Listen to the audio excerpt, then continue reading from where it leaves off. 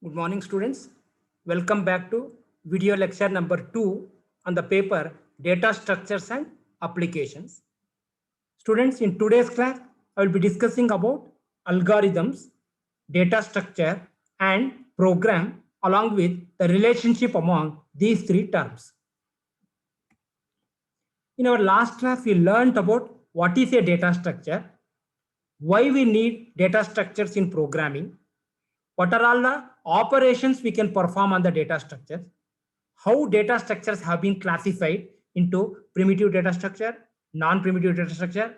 Under non-primitive, you have linear data structure and non-linear data structure. What is the characteristics of primitive, non-primitive, with the example for each of these categories. We also learned the differences among the terms data type and data structure. Data type specifies the type of data a variable can hold, set of operations we can perform on that particular data type, and along with the range of values the variable can hold. Whereas data structure specifies the way of organizing the data in the computer memory for efficient processing and retrieval. In today's class, we will be discussing about what is an algorithm, what are the features or characteristics of an algorithm, how algorithm, data structure, and program are related to each other. What is the relation among these three terms?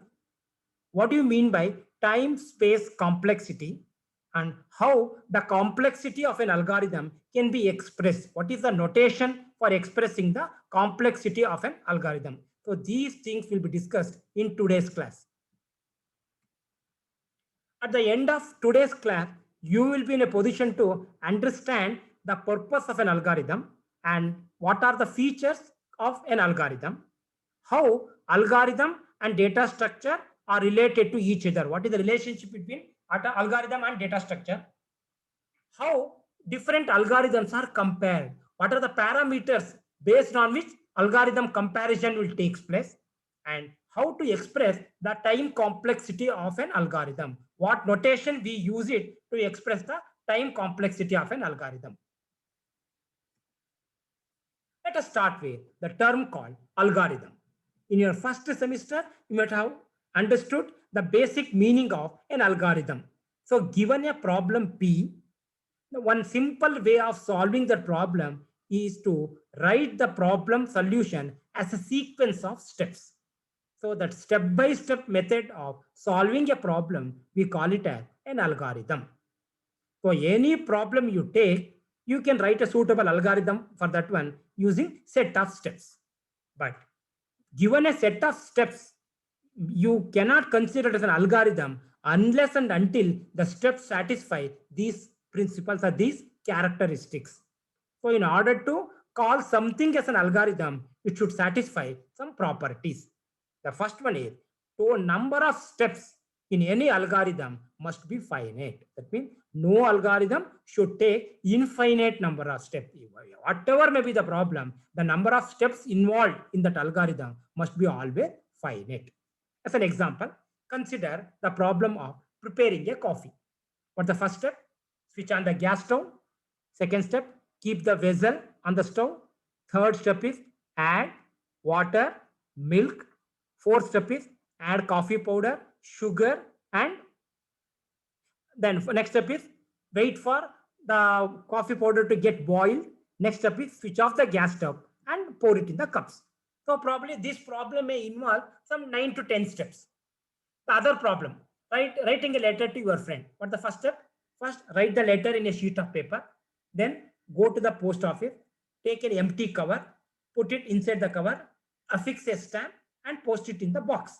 So probably this problem may involve 6 steps. The first problem may involve some 9 steps. This problem may have 6 steps. So whatever may be the problem, it should be expressed using finite number of steps. No algorithm should have infinite number of steps. One example I can give you. Count all the natural number from 1 to 10. So now how many steps are there? First step is count 1. Next step is count 2. The third step is count 3. And the 10th step is count 10. So this problem has how many steps? 10 steps. Instead of that one, the problem is given it, count all the natural numbers in the world. So nobody knows which is the last natural number. The first natural number is 1.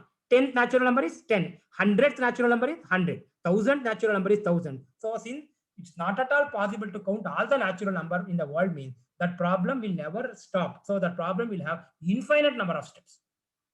So don't try to write an algorithm for such problem.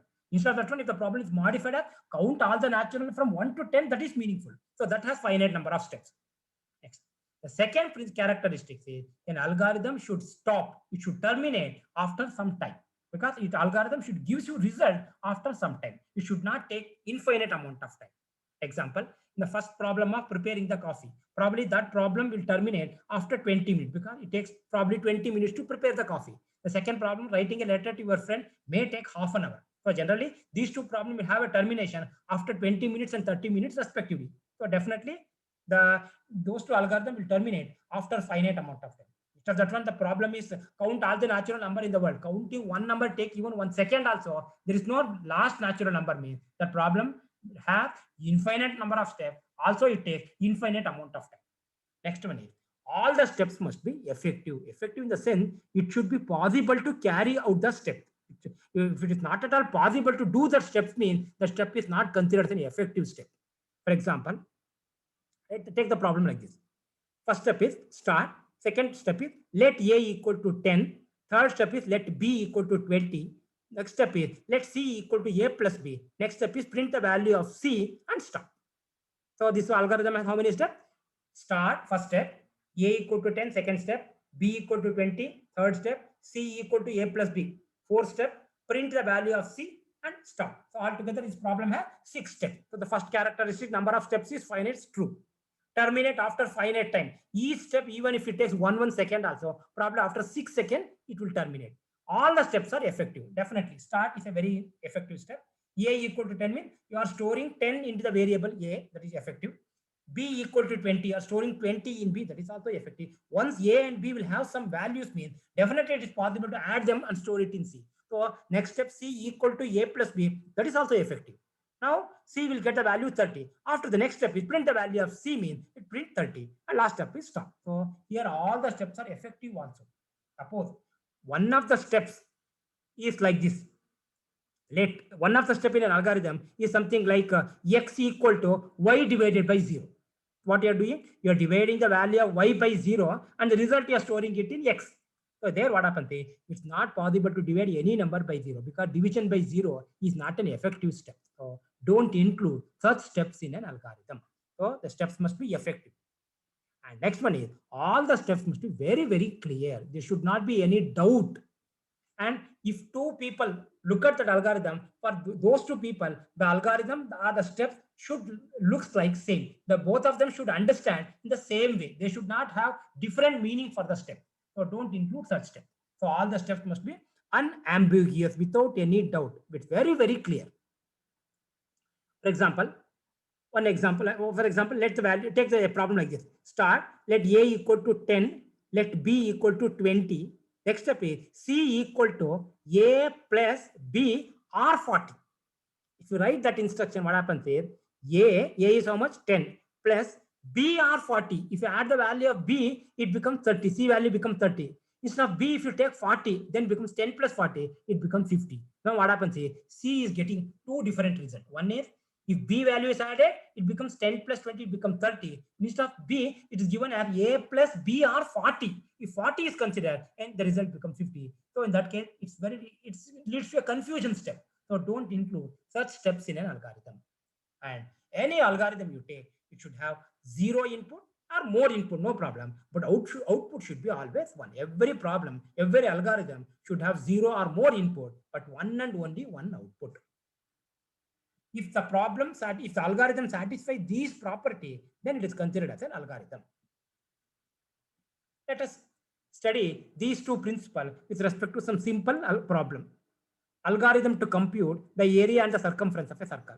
The formula to compute the area is area equal to pi r square, where pi value is 3.14. And to formula to compute the circumference is circumference equal to 2 pi r. Again, the pi value is 3.14. So for this problem, the inputs are pi and r. The output is either the area or the circumference. First step is start, read the value of the radius and denote it as, radius is denoted as r.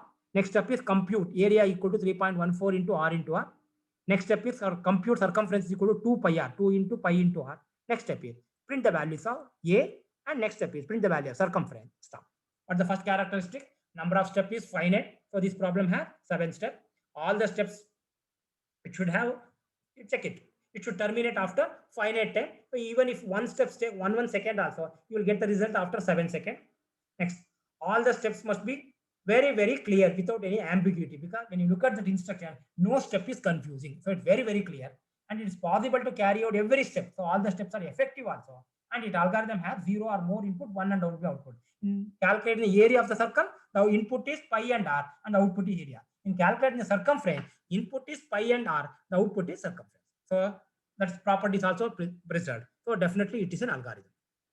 Next, compute the biggest among 3 numbers. So in computing the biggest among 3 numbers, the inputs are 3 numbers A, B, C. Output be 1 among these 3 numbers. So 3 input and 1 output. Here also number of steps are 11, finite. Even one step, each step take 1 second also, it takes 11 seconds. And then you see all the steps are clear. We'll see one by one. Start is clear. Read A, B, C. So here you have to input the values for A, B, C. Suppose if you input the values are 10, 20, 30. A becomes 10, B becomes 20, and C becomes 30. Next step is let B equal to A, means A value is store it in B. So now B becomes how big becomes how much? Big value will be 10.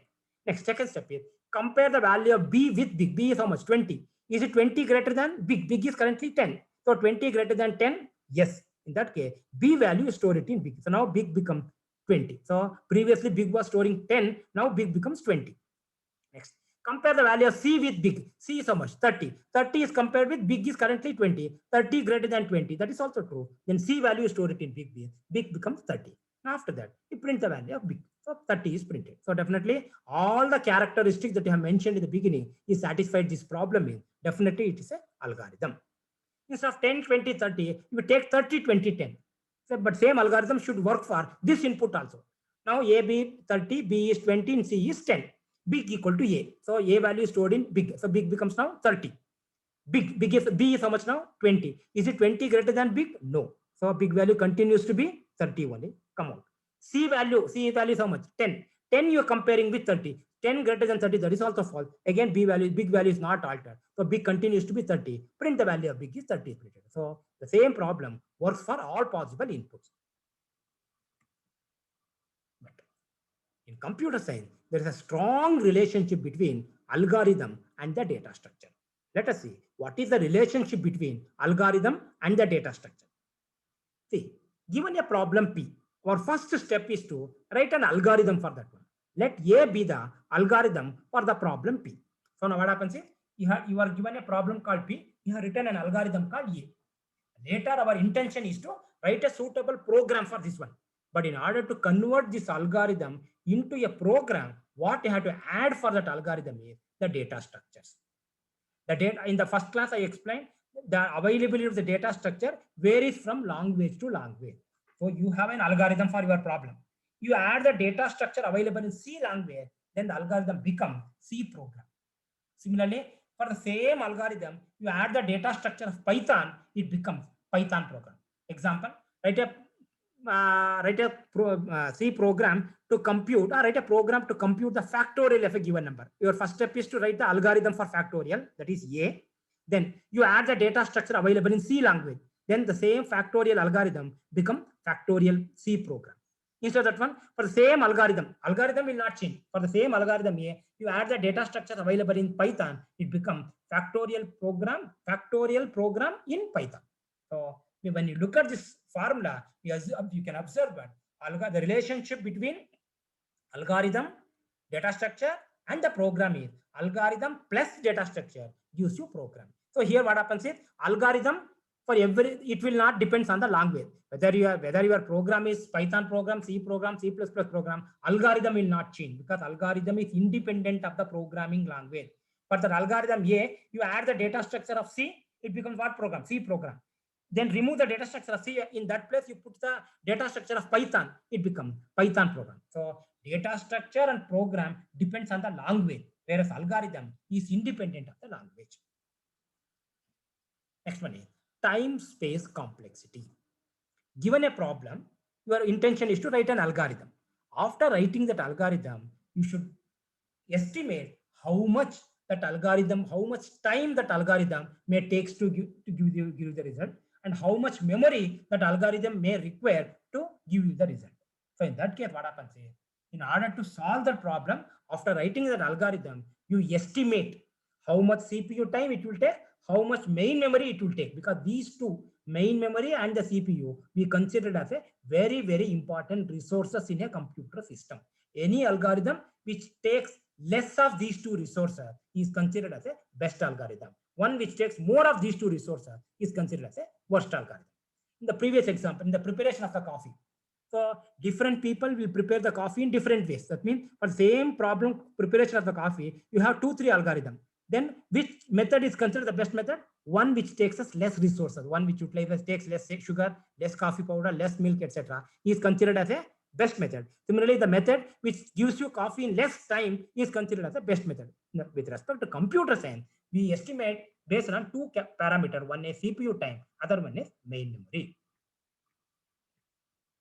Time space trade-off. I told earlier, in order to compare the goodness of an algorithm, you should consider based on two resources. One is CPU time, other one is main memory. Our intention is what? To utilize, optimally utilize these two resources. Try to utilize as less CPU time as possible, as less main memory as possible. But reducing both of them is not possible. When you try to reduce the CPU time, then naturally the algorithm takes more memory. When you try to reduce the main memory, the algorithm may take more CPU time. In that case, one you have to sacrifice for the benefit of other. If you are able to sacrifice main memory, you will get the advantage of reduction in CPU time. If you are able to sacrifice the CPU time, you will get the advantage of reduction in the main memory. So that method of trading, doing some trading by sacrificing either the memory or the CPU to get the benefit of another one, we call it a time space trade-off. Algorithmic complexity. So how much time the algorithm may take in order to estimation of the CPU time the algorithm takes, we call it as algorithmic complexity. But while estimating the complexity of an algorithm, for every problem, you have to consider three different cases. What is the best time it will take? What is the worst time it will take? And what is the average time the algorithm will take? For example, any algorithm, while expressing the complexity, you have to consider three different cases. One is best case, worst case, and the average case. So generally, complexity of an algorithm is a function f of n, where n is the input. For a given size of the input, how much time the algorithm will takes. That is called as algorithmic complexity. To understand the purpose of algorithmic complexity and the different cases like best case, worst case, average case, I'll take one simple example called linear search. In your first semester, you might have studied linear search or sequential search. What is the problem? Given an array of a set of elements, our intention is to check whether a particular data element is present in that array or not. So here, given an array of 10 elements, I want to check whether search element is present or not. You start comparing search element with every element of the array in one order. First, you compare A0 with search element, then you compare A1 with search element, and so on. Finally, you compare A of n minus 1 with the search element. In between, if some matching is found, means your search is unsuccessful. Otherwise, the search is unsuccessful. Here, the best case. When the worst case occur, the worst case occur when the element you are searching is present in the last position, or the element you are searching is not present at all. Suppose the array contains the element 10, 20, 30, 40, 55 elements are there. I want to check whether 50 is present or not. Then first time 10 is compared with 50, not equal. 20 is compared with 50, not equal. 30 is compared with 50, not equal. 40 is compared with 50, not equal. Finally, 50 is compared with 50, equal. So altogether, how many comparisons are there? 5 comparisons.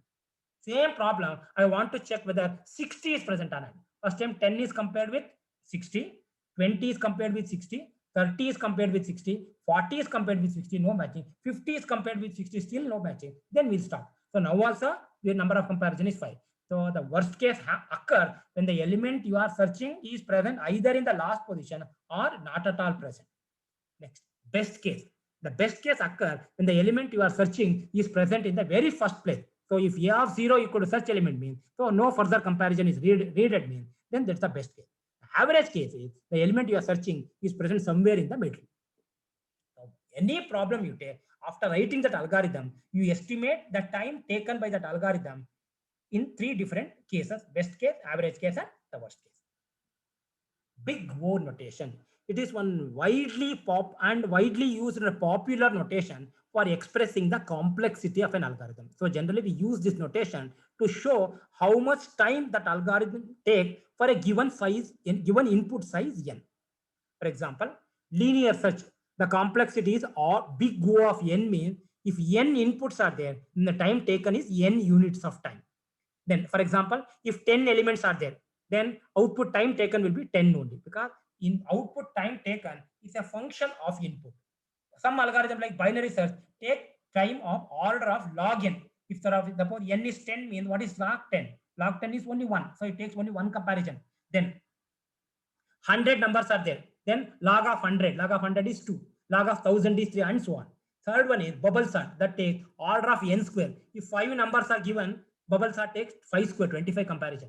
And 10 numbers are there, bubble sort takes 100 comparison. So that's the reason generally in computer science, sorting always takes more time than compared to searching. Searching has linear complexity, whereas a bubble sorting has algorithm does not have a linear complexity.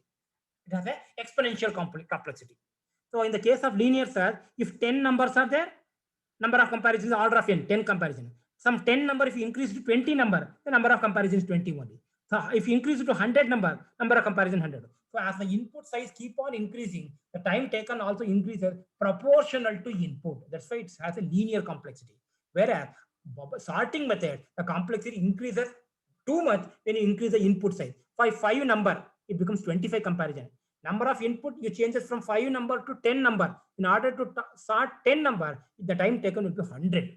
So 5 input increase from 5 to 10, whereas output time taken increases from 25 to 100.